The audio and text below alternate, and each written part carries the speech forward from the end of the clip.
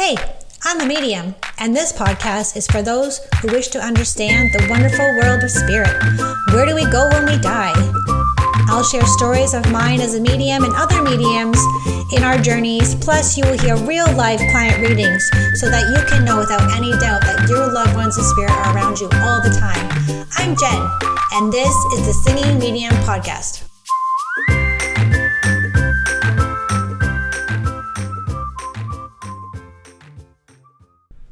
Hey everyone, oh my gosh, welcome back to the podcast. Thank you so much for your patience with me. I have been extremely sick with that vid. Oh my gosh, I'm telling you, that COVID, that is something else. And I was watching a show, so excuse my voice. It's still a little bit stuffy. I'm still not 100% feeling myself. But I did miss last Friday, and I really wanted to use some energy that I have coursing through my veins right now, which I didn't have any energy at all until like yesterday to do anything. And I don't mean this kind of illness energy. I want to use some energy that I have coursing through my literal body right now, shaking. And I'm going to use that right now because it's only Tuesday, and I don't usually record the podcast. I don't feel up to it, but I really need you guys to hear me out, and I have a platform for a reason. It might be a small platform. It may be like 150 of you listening to this podcast right now, but it's a start, and it's definitely someone out there is going to hear this. And one thing I didn't realize is that, when you put yourself out there, I guess I did realize this, obviously. When you put yourself out there, whether you think it's small or big or whatever you think, how enormous or smallish you think that the platform is, someone out there is going to listen to your stories. They're going to watch your story on Instagram. They're going to listen to your podcast, and you're not going to realize that they're doing that. You just sort of put your things out there. Usually I'm most inspired when I'm triggered by something, or I'm emotional about something, or something has happened to me that I want to share the story and get it out there and help someone. I don't know who I'm helping. I don't know if I'm helping anyone. I don't know if you're listening or not listening, or if I don't know. I don't know what's going on. All I know is that Spirit has led me to come and have this podcast and to share my stories as a medium and as a fucking human being. Okay? So don't forget that because I'm a medium and because I'm out there and because I'm psychic or whatever, that I do these things, that I share these things, that I'm not a fucking human being. Okay? That's really important to understand, is that I'm a human being just like you are. And sometimes we can forget that we are humans. Sometimes we can forget that we are not being sensitive to someone's experiences. And we just have this big opinion that we feel the need to spew all over social media and troll someone and not realize the damage that it can do to someone. And you think it's a harmless comment. Okay? I'm here to tell you that it's not harmless what you're saying, and this is going to be, I'm going to share with you what happened to me literally this morning when I just woke up, because I think it's important that we address this. And excuse me for my phlegm. I haven't spoken very much in about 2 weeks, because when you have when you have COVID, you literally feel like you're dying, first of all, without being dramatic. No, I don't care. It is dramatic. If you've ever had it, you feel like you're dying, and the pain that you don't know is coming, like the physical pain inside your body that feels like it's literally eating you from the inside out, really does affect you. And I'm getting better. Obviously, I wouldn't be able. I've been in the shower crying. So, as you know, when you're sick, you usually binge watch something on TV, right? You'll go to Netflix. For me, I was like, I need to find a show on, we have Apple TV. So I was hearing about the show with Jennifer Aniston called The Morning Show. And I'm like, I'm going to try this show out, see what it's about. And then I binge watched the whole 2 seasons. I had lots of time on my hand. And the second last episode, Jennifer Aniston, her character gets COVID really bad. It's like March 2020 this takes place. And she gets COVID, and she's literally acting and showing exactly how I was, like, feel like you're dying, you're crawling on the floor, you have no energy to talk, to say any words, I was literally in the shower crying and like writhing in pain. And there's like, she was doing the same thing. She's leaned over the bathtub, like trying to puke her guts out. And I'm like, oh my God, too soon, man, too soon. The trauma is like, it's in there. If you've ever had COVID, my heart goes out to you. It's definitely not a fun thing to experience. And as you guys know, usually I'm like a big conspiracy theory about, oh, it's a scam and this kind of thing. I never once said this virus was a scam, by the way, just so you know, because I know it's an actual virus and people haven't been affected by this. People have lost their lives because of this, but I do empathize with you if you have gone through this. And it's interesting. I'm just piecing all the pieces together here like a jigsaw puzzle. Because I realized, so it's been almost 2 weeks. So Thursday, so you're listening to this on Friday. So Thursday, yesterday would have been 2 weeks of me being sick. And it's ironic how that day I felt pretty good in the morning. And I'm like, hey guys, I did this whole story on Instagram. Hey guys, I'm going to try microdosing again. And that's literally by like 1 o'clock in the afternoon. That day I felt so weird. Had the weirdest feeling come over me. I got a tickle in my throat, and then all of a sudden, bam, just like, and I was like hoping, praying that had nothing to do with the microdose. But it was a weird coincidence, don't you think? All right, here's what I want to talk to you about today. So it might sound frivolous, but I know people who are in the public eye, quote unquote public eye, will understand this. When you put yourself out there, I'm not an influencer by any means. I'm just saying, but if you're an influencer, you're out in the public, especially TikTok. Oh man, there's a lot of negativity out there, and it's kind of exhausting to try to put all this positivity out there, and you just get told that you are negative all the time, that you have nothing positive to say.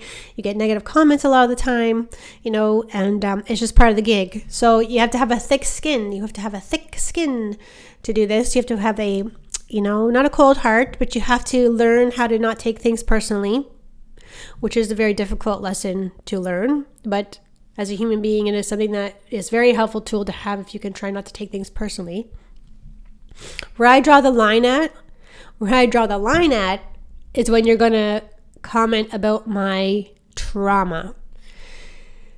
Yes, if I put things out into the universe and I put things out there on the air waves or the podcast waves or wherever you're listening to this podcast from, and you have an opinion about my trauma, you don't get one. You can have an opinion about anything else you want. You can say, your sound is horrible, you're very flummy, I don't like your content anymore. You said you're talking about mediumship. That's nothing to do with mediumship. Being medium is being a fucking human being, by the way. We're not separate from that, okay? Just because we can talk to dead people doesn't mean we don't have feelings. You don't get an opinion on a trauma. Anyone's trauma. My trauma. Anyone's trauma. Okay? So this is how it started. So I gotta stop doing this, and I keep saying I'm gonna stop doing this, but I do check Instagram about the first 20 minutes after I wake up because I meditate, and I couldn't, this morning I couldn't catch a breath. I like to deep breathe. I like to draw in a big deep breath when I wake up and I say thank you and I give gratitude for me being alive because I literally thought I was going to die, so sucking in I had so much trouble just sucking in air. I couldn't fill my lungs. And then I'm like, okay, I can't do it, so I'm going to go see what's going on the gram. What's going on the gram, you guys? And so I saw a comment on one of my reels that's not even on the grid. Like I had removed it from the grid, but the reels are still out there. So someone just happened to see this. So I'm going to read you a comment that I got from someone named Charlotte, and I believe that she is from the UK. And I was just talking to Court yesterday, and I said to her, she had posted a screenshot of a conversation that someone had come at her about astrology not being real, and she clapped back at them, which you totally should respond to someone saying this. This is your livelihood. And I said to her, I was just thinking, good for you for not blacking out their name. We should not protect these people who come at us and say negative things and try to hurt us. And well, I did not clap out her name. I didn't block out her name. Her name is Charlotte. So this is the comment that I got on a reel. That's not even on my grid anymore. So she said, listen to your podcast about your trip. in brackets, she says, accidentally had 6 grams of mushroom from a chocolate that was in my boss' house. I don't know how that happens. How do you accidentally take, I don't know. It was a horrible experience, but I would never blame demons on other people. They are within you. It was a lot of blaming on others. You reacted badly on them. I don't know. I just felt bad of listening to your podcast. You shouldn't be an advocate if you are blaming others, just my opinion. Okay? So, even as I still read this again for the 40th time today, Charlotte, do you have any idea that I'm sorry that you had this experience, okay? It is a very traumatic experience, just like any other experience, okay? It affects you, your mental health, it affects your brain, it affects your feelings about who you are as a person, it affects reality as you know it, it affects everything you've ever known, okay? I do want to address this comment though, and I'll get onto it. But yes, so the one thing that you are correct about is that it was a horrible experience. Second one is that blaming demons on other people. So to a certain degree, demons are within us. However, in my realm of work, demons have been actually sent to me with intention on purpose to make me sick, to knock me down, to attach to me, to give me nightmares. People don't understand that this is real. Whether, you can say, oh, I'm bipolar, or she needs help, she has mental health concerns. Yeah, I probably fucking do. I'm telling you that demons are real. I've seen them with my own eyes. I've seen them on an SLS camera, which is a tool that we used in the paranormal ghost hunting seasons that I was part of. These things are 100% real. Yes, they are a part of you, but also they can be sent to you on purpose. Okay? So she says that I blamed others. I blamed them and reacted badly on them. Are you friends with these people? Because you were not there, and it's just my opinion that if you're not there and someone has a real life trauma, and perhaps I wasn't clear on my experience. I'm referring to my retreat, my mushroom retreat that I went on to, where I don't think I was clear in the podcast episode that I actually ended up in a state of psychosis, which is a very serious mental distress experience that is legitimately documented by psychologists and doctors. I was in a deep state of psychosis where I almost ended my life. I wanted to end my life, and the only thing that kept me alive was the thought of my family. And for me to blame someone else, actually the truth is I did. If you listen carefully to the podcast episode, I did blame myself. I beat myself up for quite a while, actually, for not making an informed choice, for not doing my research before I went there.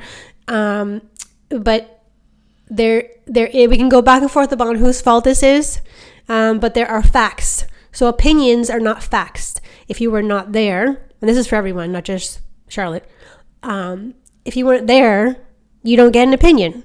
That's it. That's what I believe, because you need to know what the definition of an opinion is. So I'm going to read to you the definition of an opinion in the dictionary. Okay. Opinion is a view or judgment formed about something, not necessarily based on fact or knowledge. So your opinion is a judgment, number one, and it's your view from your experience with having a bad trip, okay? It's not based on a fact, of my fact. It's not based on knowledge. You don't know everything, and no one can know everything that happened to me, but that's neither here nor there, okay? So when you are going to comment on someone, especially a reel, like it's just a reel of me changing clothing, going from, being psychically attacked, being in psychosis, and now I'm showing my strength. I'm showing that bad things can happen to you, trauma can happen to you, but you can always bounce back from it with help, with support, with love, with tools, with therapists, with psychologists, with professionals who can help you, people who understand the mental health side of things, okay? So for me to blame others, For me, that feels like that takes away from me being a victim. And for some reason, we're not allowed to be a victim anymore in anything, trauma, anything. Like we're not, you get basically yelled at and trolled if you say that you're a victim. And this takes away from, because they have an opinion that what happened to you does not equate you to being a victim. All right. So just remember, and if you're also saying that I should not be an advocate, your opinion, which is not fact or knowledge, it's your belief system, right? That I shouldn't be an advocate is not okay, because an advocate I'm going to share my story whenever necessary. I'm not going to bring it up every day and dredge it out of the mud. I'm not going to blame people every day of what happened. I live with this every day, whether you think this is a legit trauma or not. It is. I have PTSD still from this, but I will be an advocate, because an advocate is someone who stands up and shares their story bravely and helps other people. So that's what I'm going to do. And yeah, so I just wanted to share that with you guys, because next time someone is thinking about saying their opinion, just remember that it's not a fact. Your opinion is not a fact. If you weren't there, you don't know the seriousness of it. And now I've got to dredge it back up again, because someone decided in an insensitive manner to post this on a reel of mine, you know? And I'm going to share what I can be very reactive. I completely admit that. I can be 100% reactive. So here's my reactive response to her. So I commented, "It takes balls to share your opinion when you didn't go through a psychosis state and almost kill yourself due to the negligence of an inexperienced leader." Then I proceeded to somehow shakily type this. "Actually, demons can be sent to someone on purpose, so do your research, or at least go through a trauma before you blast your opinion." Now, I can be insensitive sometimes. I'm a human being. That one might be a little bit, but people don't know the demon stuff. They don't know about the demon stuff. Okay, the demon stuff is real. This angers me to no end, that people think that we just make up these demons in our head, or they're just some demon is with horns is living inside of our body until we get triggered, and then all of a sudden the demons are unleashed. That's not how it works.